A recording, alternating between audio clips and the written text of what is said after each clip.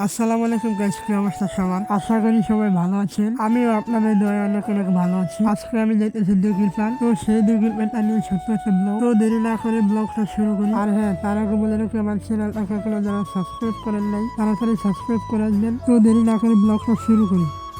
তো এটা হচ্ছে আমাদের এলাকার বড় পুষ্করি। এই গ্রামের সবাই এর উপরে গোসল করে। তো হাঁটতে হাঁটতে চলে আসলাম ঈদের রাস্তায়। ঈদের রাস্তা থেকে একটুখানি দূর পাকা রাস্তা। তো এই রাস্তায় বেশিরভাগ পানি ওঠে, বৃষ্টি বাদল হলে এক আড়ের মতো পানি ওঠে। আবার মাছও ধরে এই রাস্তার ভিতরে, টাকি মাছ, শিং মাছ আয়া ভরে থাকে এই রাস্তার ভিতরে। আমরা এবার ধরছিলাম কারেন্ট জাল দিয়ে। তো প্রথম দিন ভালো মাছই হচ্ছিল। আর হ্যাঁ ভাই, আর কারেন্ট জালের ভিতরে হম্বনে সাপও ঢুকছিল। কারেন্ট জাল থাকলে সাপ ঢুকবে এটা দেখছি। তো কথা বলতে বলতে আইসা বললাম ফাঁকা রাস্তায়। তো এটা হচ্ছে যে আমাদের এলাকার মসজিদ। এই মসজিদে সবাই নামাজ পড়ে। তো দেখতে পাচ্ছেন অনেক জোতা, কারণ আমি দুপুরে বেলা ব্লগটা শুরু করছি আজানের টাইমে। তো আমাদের এলাকার মসজিদের টাইলস গুলো তারা দিয়ে সাজানো। তো অনেক কথা বলে ফেলেছি। তো এখন একটু রাস্তাগুলো এনজয় করুন, দেন দিঘির পার আসলে কথা হবে। তো এখন রাস্তার ভিউটা এনজয় করুন।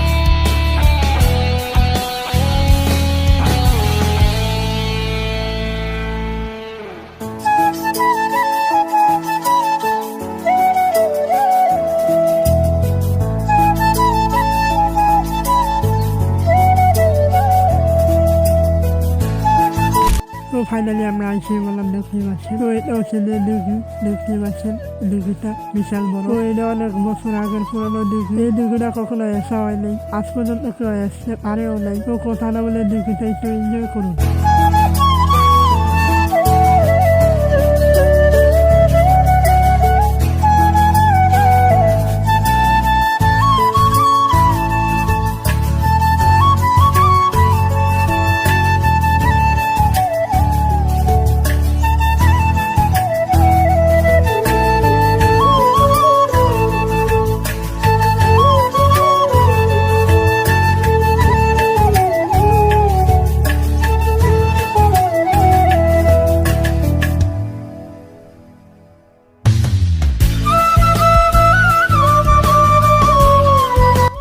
তো আজকের ব্লগটা এই পর্যন্তই। যদি ভালো লাগে তাহলে ফটাফট লাইক, কমেন্ট, সাবস্ক্রাইব করবেন। তো দেখা হবে পরবর্তী ব্লগে। বেশি বেশি সাবস্ক্রাইব করবেন, তাহলে আমি রেগুলার ব্লগ ভিডিও আপলোড দেবো। তো এতটুকু ছিল, আল্লাহ হাফেজ।